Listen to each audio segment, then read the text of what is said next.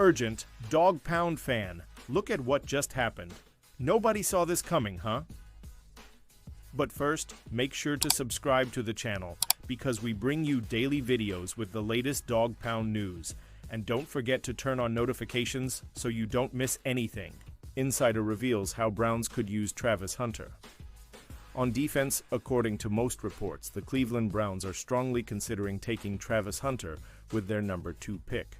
The Colorado standout is the top prospect at both wide receiver and defensive back in this class. With that in mind, Browns insider Tony Grossi shared his thoughts on how the Browns could potentially use him on defense. It would be up to defensive coordinator Jim Schwartz to map out Hunter's defensive role if he is drafted by the Browns. Keep in mind also that Hunter's proportion of snaps on offense and defense could change over the course of his career. Grossi wrote, "What about opening up a spot for Hunter to break in at nickel back as a rookie?" Some scouts claim that Hunter is better suited to play cornerback because of his elite ball skills, which are quite rare at the position. Nevertheless, even if the Browns intend to deploy him on both sides of the field, they might need him more on offense at this point in his career. That could change in 2026 when Martin Emerson and Greg Newsome II become free agents, and Hunter already has 1 year of experience under his belt. Hunter has repeatedly stated that he wishes to play every single snap as a pro, and while that seems almost unfathomable, he can clearly make an impact on both sides of the field. He's so talented that he's drawing consideration to be taken ahead of a quarterback, even though the team's most pressing need is at that position.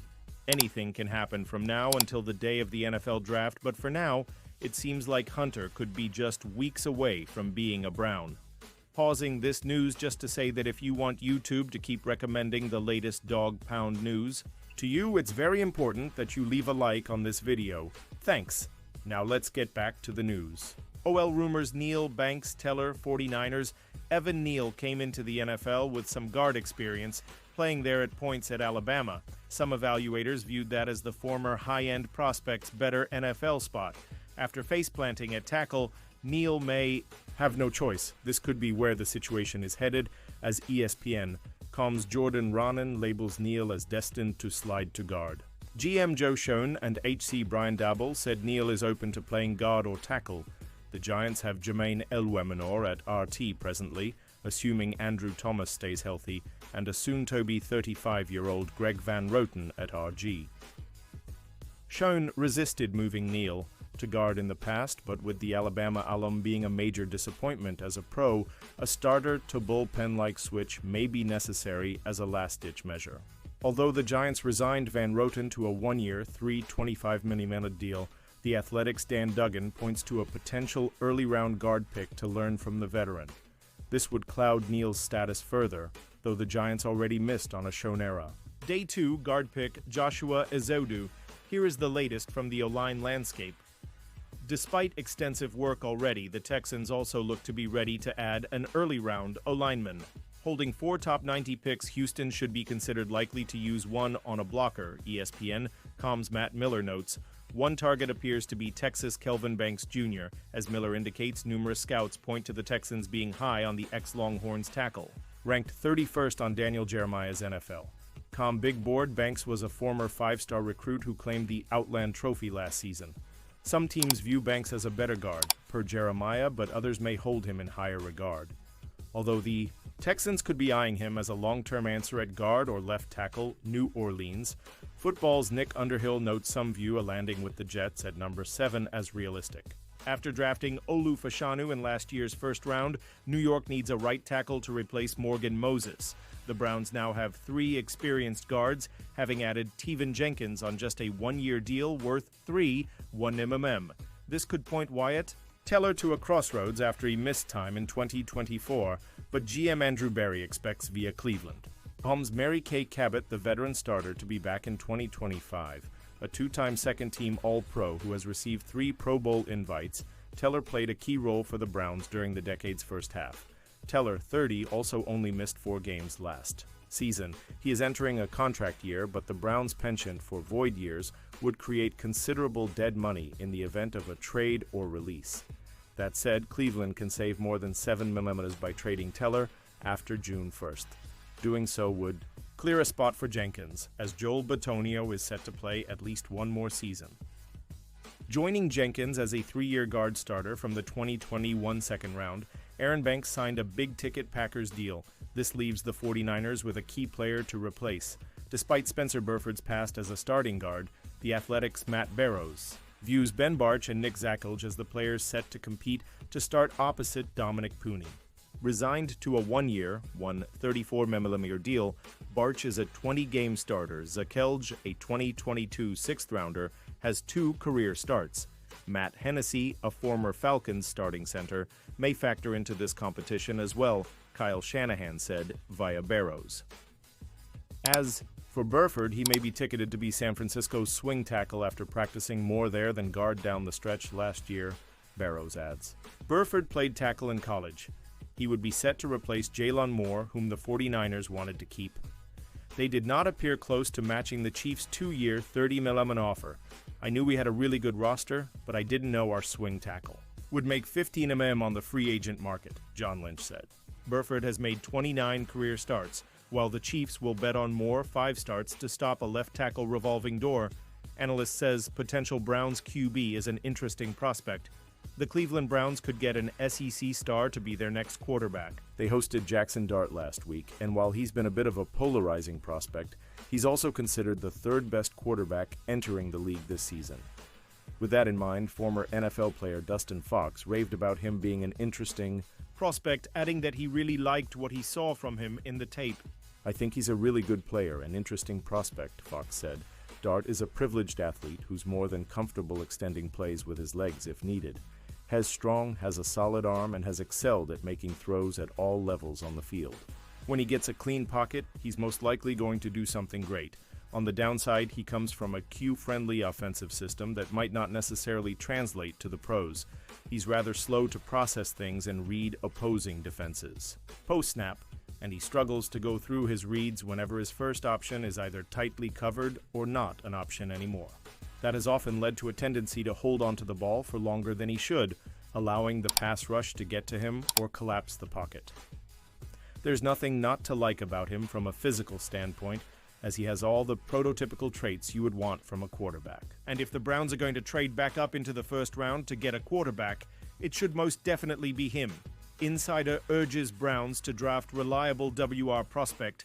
Even after signing Joe Flacco, the Cleveland Browns still need a quarterback in the worst way. However, you can't add a generational talent if there isn't one available. That's why most fans wouldn't be upset if the Browns were to take two-way star Travis Hunter with the number 2 overall pick in the 2025 NFL Draft instead of a quarterback, according to Terry Pluto of Cleveland. This shouldn't even be a debate. In his latest column, he gushed about Hunter's reliability as a pass catcher and urged the Browns to draft him. Most fans know Hunter is fast and extremely athletic. That's a given.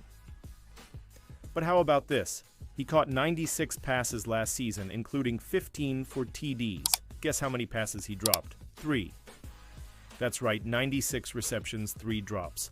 That stat screams reliable. Part of the reason Colorado QB Shedeur Sanders had such a super season is having Hunter as his prime receiving target. Sanders had to simply get the ball near the 6'1", 185-pound Hunter. The receiver would find different ways to make a catch, Pluto wrote. Hunter made Sanders look good for most of their collegiate careers. The receiver made a habit of beating opposing defensive backs with his elite ball skills, impressive catch radius, and unmatched ability to make adjustments midair. Has one of the most polished prospects in a while, and though he doesn't always run the best routes, he makes up for that with his athleticism and secure hands. Hunter wants to play on both sides of the ball, and the Browns should give him a chance to do so now and then. But as good as he is as a defensive back, opposing teams can simply choose not to test him and not throw the ball his way. On offense, it would be much more difficult to contain him. The Browns can get a generational talent with their first-round selection, and it shouldn't require that much thought. Trading or selecting.